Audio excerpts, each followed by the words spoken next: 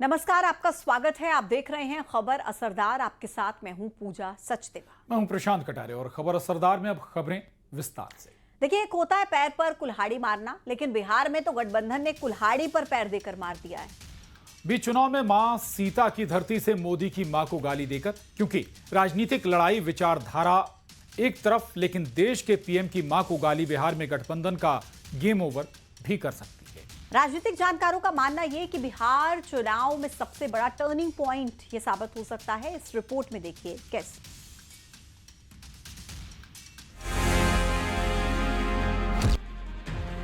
ये देश की मां, बहन, बेटी का अपमान।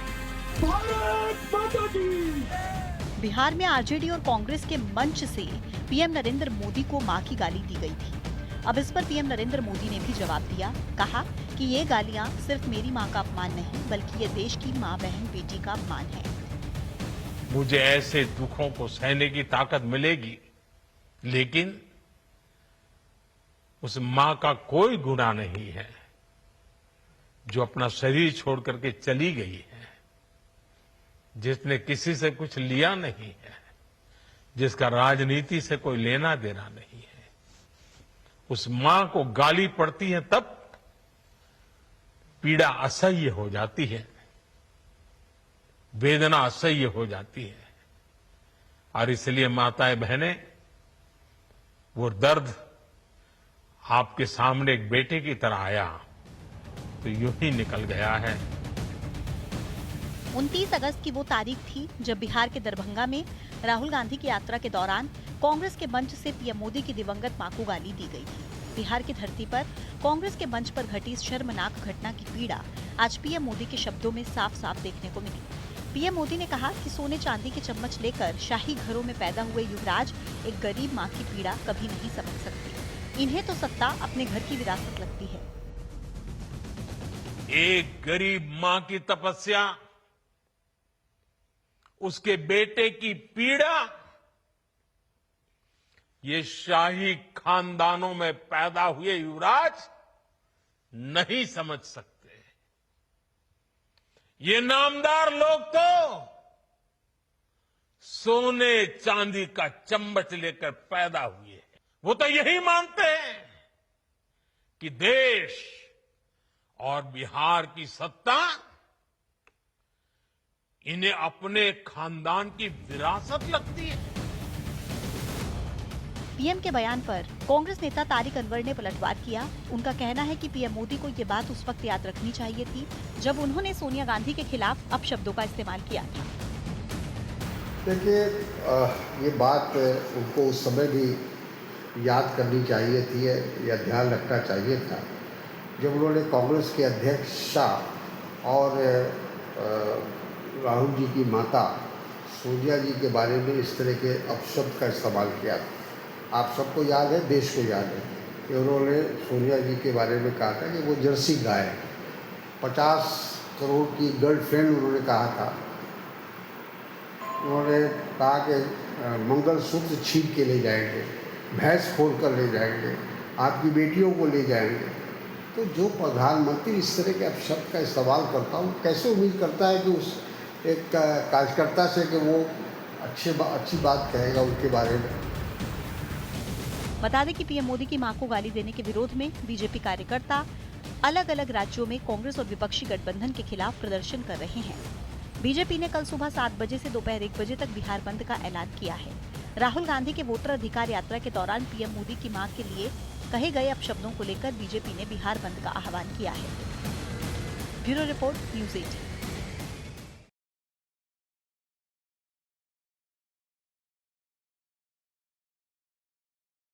एक बार फिर विपक्ष पर भारी पड़े हैं। सोमवार शाम तक मनोज जरांगे पाटिल का मराठा आंदोलन उनके लिए बड़ा सिरदर्द बनता हुआ दिख रहा था। और बॉम्बे हाई कोर्ट में सुनवाई से पहले ही फडणवीस ने पूरी बाजी को उलट दिया।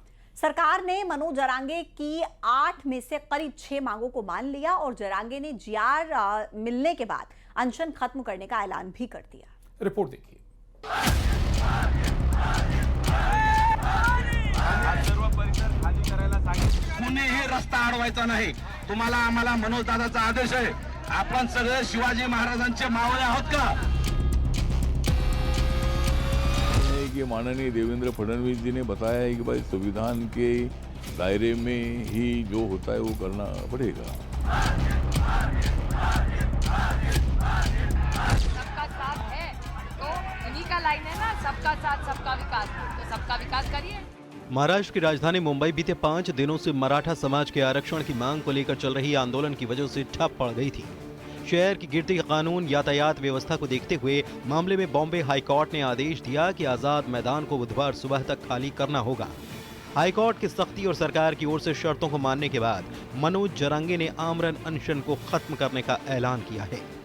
सरकार ने कुछ शर्तों पर सहमति जताई है। सरकार ने हैदराबाद गजेटियर को जारी कर दिया है, यानी कि मराठाओं को कुणबी के रूप में पहचान दी जाएगी। बता दें कि महाराष्ट्र में कुणबी पहले से ही ओबीसी वर्ग में शामिल है, ऐसे में उन्हें आरक्षण का लाभ मिलेगा।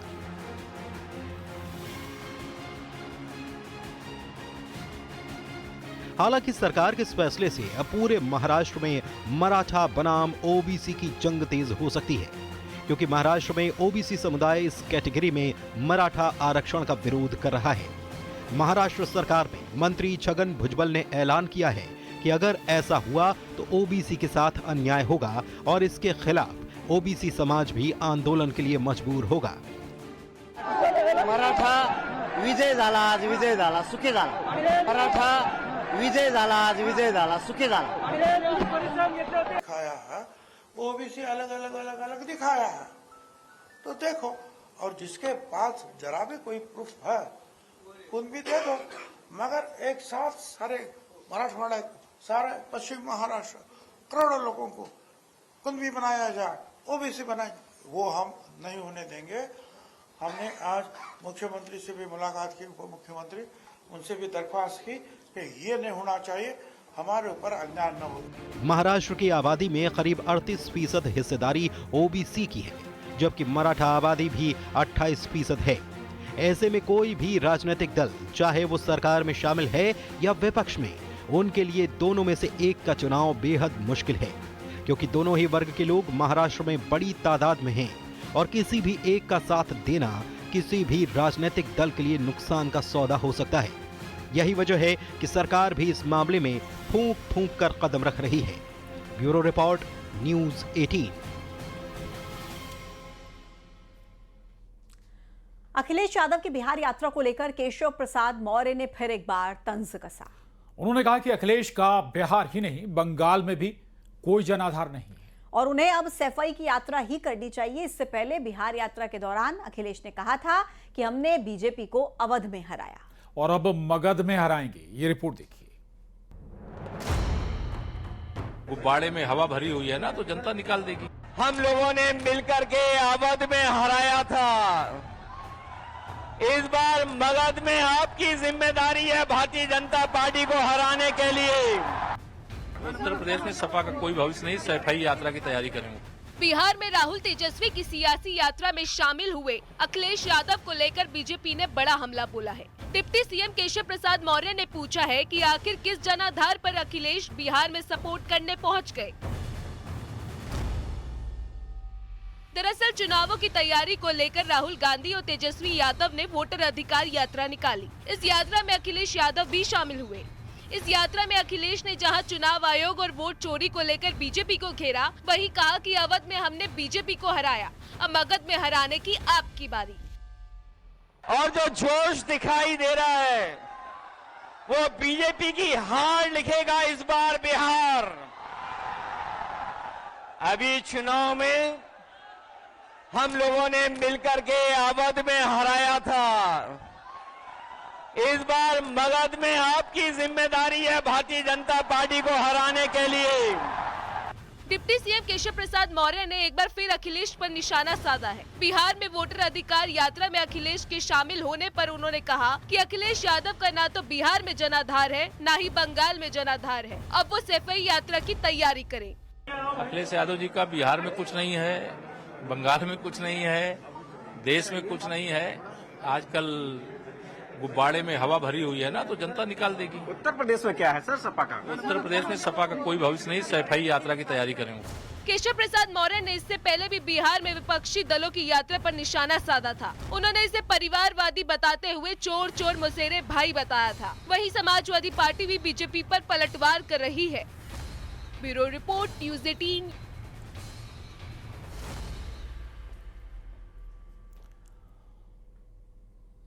प्रधानमंत्री नरेंद्र मोदी के चीन दौरे ने अमेरिका के अलावा चीन और पाकिस्तान को भी कई अहम संदेश दिए। एक तरफ राष्ट्रपति पुतिन और चीन के राष्ट्रपति शी जिनपिंग से करीबी बातचीत कर पीएम मोदी ने अमेरिका को साफ संकेत दिया कि भारत किसी दबाव में नहीं आने वाला।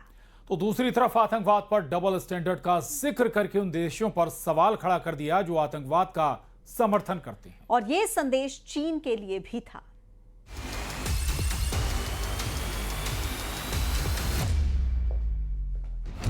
आतंकवाद पर प्रहार। अब वो बोल रही थी अभी मतलब चीन और रूस से मजबूत रिश्ते और दमदार नेतृत्व। चीन में हुई शंघाई सहयोग संगठन से पीएम मोदी की स्वदेश वापसी हो चुकी है, लेकिन एससीओ की इस बैठक में भारत ने जो झंडा बुलंद किया है उससे पूरी दुनिया ने देखा। पीएम मोदी आतंकवाद, क्षेत्रीय और वैश्विक मुद्दे समेत कई मसलों पर मुखर रहे। यानी टैरिफ वॉर के बीच एससीओ समिट के जरिए भारत ने एक तीर से कई निशाने साधे।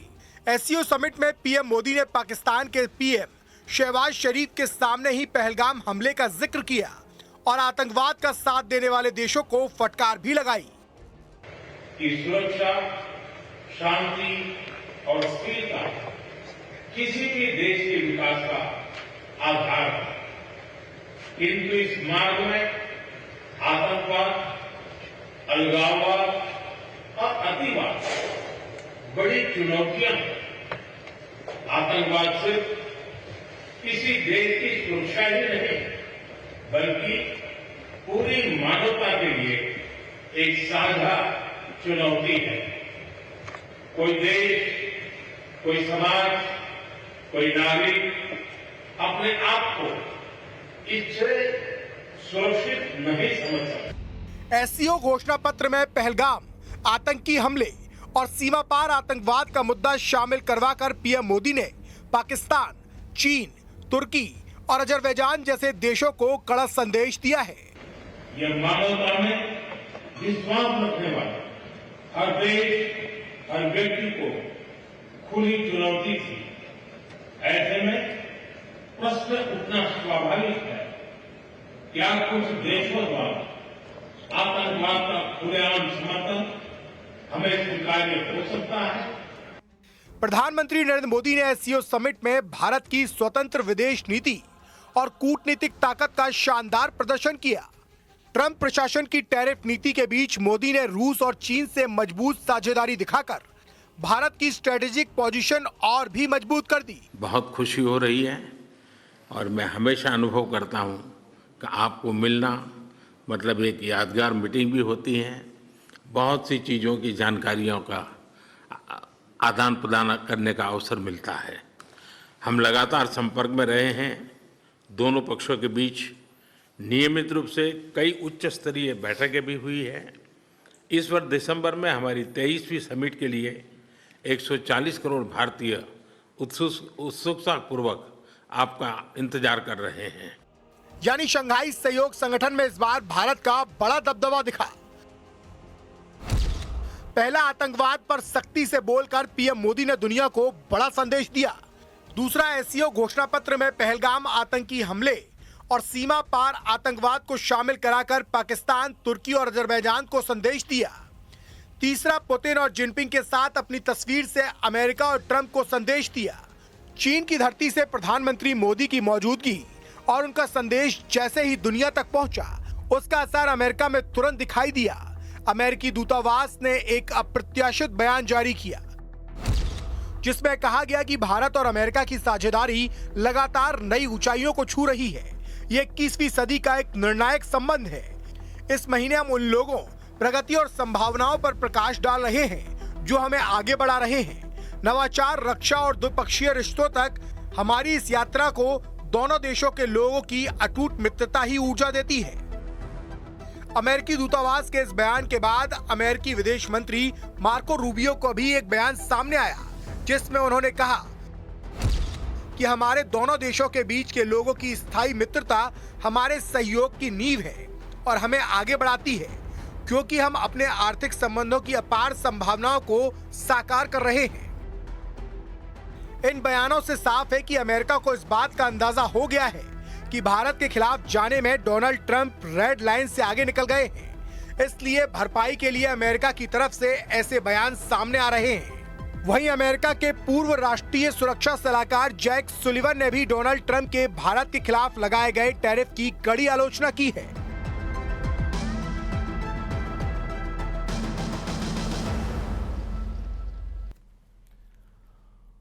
देश को हिंदू राष्ट्र का संकल्प लेकर बागेश्वर धाम के पीठाधीश्वर पंडित धुरेंद्र कृष्ण शास्त्री फिर एक बार पद यात्रा निकालने जा रहे हैं। और इस बार ये यात्रा दिल्ली से मथुरा की ओर जाएगी। और इससे पहले बाबा बागेश्वर ने मथुरा के कई साधु संतों के साथ इस यात्रा के बारे में चर्चा की। बाबा बागेश्वर का कहना है कि लगातार हिंदुओं के खिलाफ साजिश की जा रही है और कुछ विदेशी ताकतें भारत को खंड खंड करना चाहती हैं।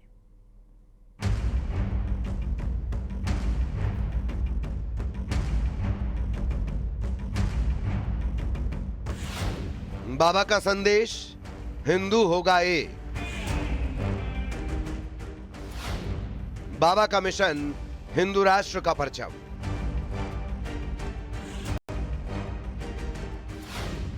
दिल्ली से मथुरा, हिंदुओं की एकता। बागेश्वर धाम के पीठाधीश्वर पंडित धीरेन्द्र कृष्ण शास्त्री अक्सर अपने बयानों के कारण सुर्खियों में रहते हैं, तो वहीं दूसरी ओर उनका हिंदू राष्ट्र वाला संकल्प जारी है और इसके लिए समय समय पर अलग अलग सभाएं और यात्राएं आपने देखी ही होंगी। एक बार फिर बाबा बागेश्वर इसी संकल्प को आगे बढ़ाते हुए पदयात्रा निकालने जा रहे हैं। इस यात्रा का मकसद जहां हिंदू राष्ट्र है, तो दूसरी ओर हिंदुओं को जागरूक करना भी है। भारत को पुनः खंड खंड करने की तैयारी है। भारत में लगातार विदेशी ताकतें सक्रिय हैं। सनातनीय परंपरा पर लगातार उंगली उठाई जा रही है। यमुना जी की स्थिति देखकर, गौ माता की स्थिति देखकर, ब्रज की स्थिति देखकर और विदेशी ताकतें लव जिहाद, लैंड जिहाद, थूक जिहाद, मूत्र जिहाद के द्वारा लगातार हिंदुओं पर जो कुठाराघात हो रहा है, उस कुठाराघात को हटाने के लिए जो जातियों में विद्वेष मचा, जो जातिवाद, क्षेत्रवाद, भाषावाद मचा, उन तीनों वादों को शून्य करने के लिए, भाषावाद, क्षेत्रवाद और जातिवाद को शून्य करने के लिए हमने पुनः प्रण लिया कि अब दिल्ली से वृंदावन तक हम पुनः पैदल 140 किलोमीटर चलेंगे। इस कात्यायनी माता मंदिर से चलकर श्री धाम वृंदावन आएंगे, बांके बिहारी के दर्शन करके यमुना महारानी के क्षेत्र में पद यात्रा को विराम देंगे। बाबा बागेश्वर ने यात्रा का ऐलान कर दिया है। दूसरी ओर इस यात्रा के जरिए हिंदुओं को एक बार फिर एकजुट करने निकले हैं। फिलहाल देखना होगा कि बाबा की ये यात्रा कितना कमाल करती है। Bureau report, news 18।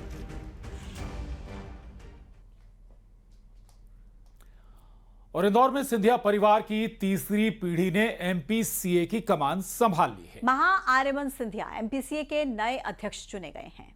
साधारण सभा की बैठक में महाआर्यमन सिंधिया के नाम पर मुहर लगी और इस मौके पर महाआर्यमन सिंधिया के पिता केंद्रीय मंत्री ज्योतिरादित्य सिंधिया भी मौजूद रहे। महाआर्यमन सिंधिया से पहले उनके पिता ज्योतिरादित्य सिंधिया और दादा माधवराव सिंधिया एमपीसीए के अध्यक्ष रह चुके हैं। लेकिन महाआर्यमन सिंधिया सबसे कम उम्र में एमपीसीए के अध्यक्ष चुने गए हैं।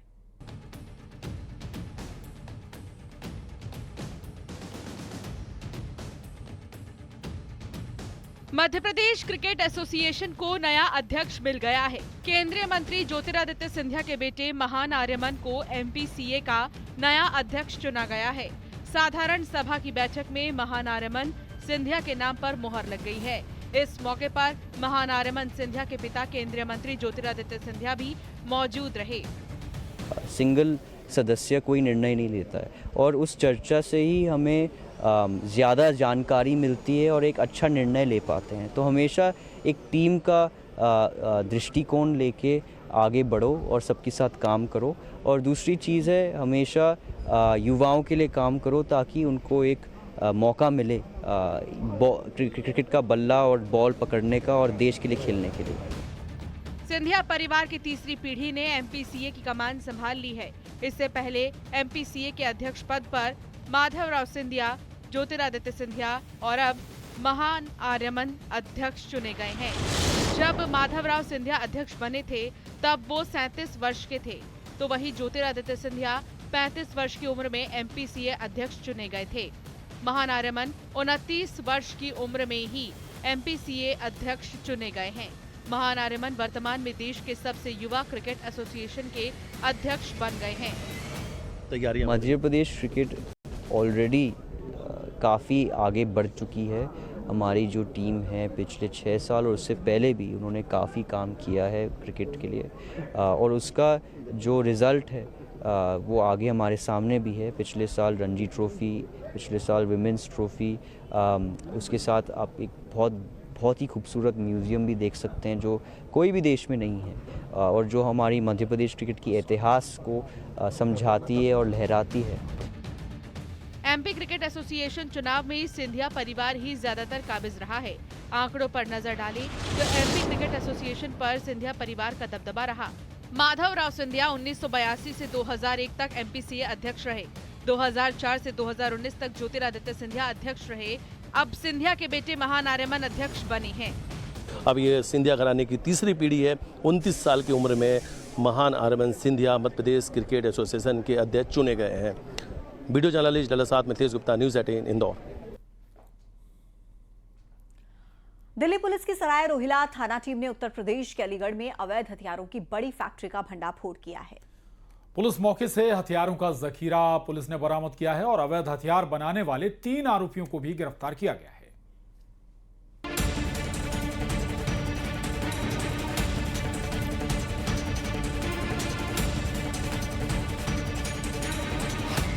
अवैध हथियारों की फैक्ट्री का पर्दाफाश।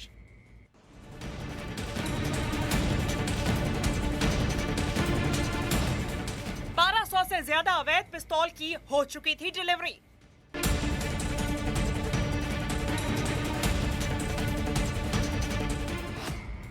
बीस साल से अवैध हथियार बना रहा था मास्टरमाइंड।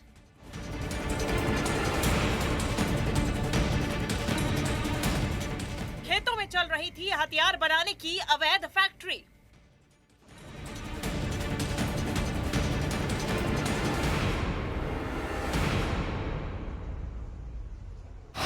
दिल्ली पुलिस की सराय रोहिला थाना टीम ने उत्तर प्रदेश के अलीगढ़ में अवैध हथियारों की बड़ी फैक्ट्री का पर्दाफाश किया है। मौके से 6 पिस्तौल, 12 आधे बने हथियारों के साथ 250 से ज्यादा पिस्तौल बनाने का सामान जब्त किया है। वहीं पुलिस ने अभी तक 3 आरोपियों को गिरफ्तार किया है। यहाँ पर जो मथुरा से पकड़ा गया विजेंद्र है वो आपको दिखाई दे रहा है। उसके बाद विजेंद्र ने अलीगढ़ में रहने वाले हनवीर का पता बताया। हनवीर एक फैक्ट्री में 2 कमरों की फैक्ट्री थी जहाँ पर अवैध हथियार बन रहे थे और यह अवैध हथियार आप देखेंगे बिल्कुल एक बड़ा कारखाना। इसे यहाँ पर सराय रोहिला पुलिस थाने के SHO विकास राणा की अगुवाई में किया गया और पूरा यहाँ पर आप देखेंगे ये पूरा अमला है जो यहाँ पर इस तरह की वारदात को अंजाम देने के लिए हथियारों का इस्तेमाल करते थे। और ये देखिए इस तरह से पिस्टल जो 18 पिस्टल यहाँ पर बरामद की गई है। तकरीबन 250 से ज़्यादा पिस्टल्स का मटेरियल यहाँ पर पकड़ा गया है। अलग अलग तरीके के जो पिस्टल्स में इस्तेमाल होते हैं, चाहे वो गोल्ड रिंग हो, स्प्रिंग हो, डाई हो या फिर दूसरी चीज़ें, ये सारी चीज़ें यहाँ पर बरामद की गई हैं। पूरे गोरखधन और इसी के साथ खबर असरदार में हमारे साथ आज के लिए इतना ही। आप बने रहिए न्यूज़ 18 के साथ।